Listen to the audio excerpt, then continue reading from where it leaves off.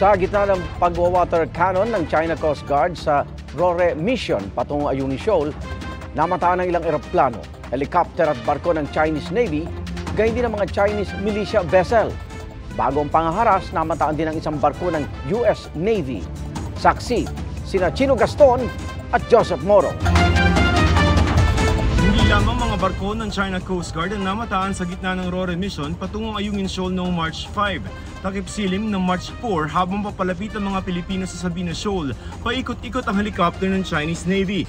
Inikutan ng BRP Sindangan at BRP Cabra na nag-e-escort sa mga resupply ship. This helicopter are also those helicopters that we see in Bajo de Masinloc whenever we patrol that area.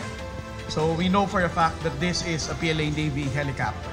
They made 5 passes over Unaysa May 4. On the 5th pass, they were closer than the usual and they hovered a little bit, taking pictures or they're showing some interest in Unaysa May 4. Alas 6 ng umaga at nagtatangkang humarang itong China Coast Guard 21555. Yung mga ganyung klase ng barko ng China, ito yung maliliksi kaya ito yung pinapangharang nila dun sa ating mga barko, itong BRP Sindangan, para hindi makapasok doon sa Ayungin Shoal kung saan nandoon yung BRP Sierra Madre.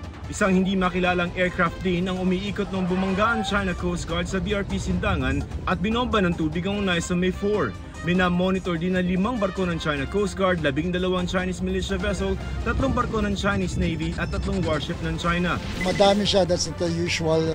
Bukod pa yan sa 6 na Chinese militia vessel na na-monitor na nakapaligid lamang sa lugar, pati na ang 2 eroplano ng Chinese Navy. They were clearly outnumbered. Isang araw bago nangyari ang pangharas, nakita ang isang barko ng United States Navy.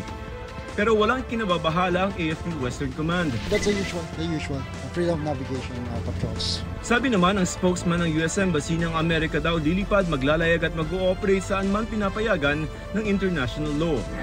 Dahil sa pambobomba ng tubig ng mga China Coast Guard na ikinabasag ng mga salamin at ikinabutas ng pader ng Unaysa May 4, 3 resupply boats ng Philippine Navy na ang sira sa ngayon. Ang Unaysa May 4 kaya naman daw gawin agad dahil di naman daw malaki ang sira. Pero under repair pa rin ang Unaysa May 2 na nasira noong October 2023 matapos makabanggaan ang China Coast Guard. Pati ang ML Kalayaan na nasira rin ng water cannon ng China nitong Disyembre. Ganon din ang Unaysa May 1 na tagumpay na nakalapit noong Martes sa BRP Sierra Madre. Kaya sabi ng AFP Western Command o WESCOM, running out of supply boats to use. The UM4 is still damaged. Yun yung nasira eh. So this is my best option for the next Rore. This is my best option. So that's why nilabas ko to test whether papasok siya sa Ayungin. So this is a secondary mission. Ang Philippine Navy handa naman daw magbigay ng iba pang assets. May bibilhin din daw silang bagong barko at eroplano sa ilalim ng modernization program. To ensure that we could provide them what they need, different options, more capable than what we have today. All options, conventional and unconventional. Nagasgasan din ang gilid ng barko ng Philippine Coast Guard na BRP Sindangan nang magdikit ito at ang barko ng China Coast Guard kasunod ng dangerous maneuvers ng huli. Buti at naagapan ng mga Coast Guard ng FEDER para di na ito mayupi. Sabi ng Philippine Coast Guard, ang video na ito ang patunay na hindi Pilipinas ang bumangga sa China Coast Guard. Yung China, nag-reverse siya ng engine niya. Makikita niyo yung propulsion ng likod ng barko.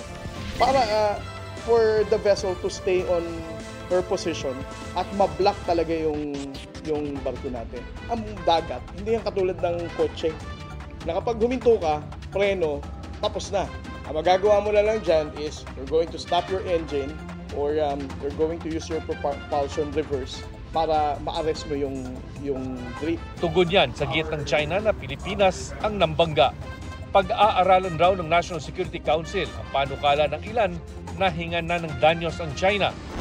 Para sa GMA Integrated News, Chino Gaston, Joseph Morong, kami ang inyong saksi. Mga kapuso, sama-sama tayong maging saksi Mag-subscribe sa GMA Integrated News sa YouTube at para sa mga kapuso abroad, samahan niyo kami sa GMA Pinoy TV at sa www.gmanews.tv.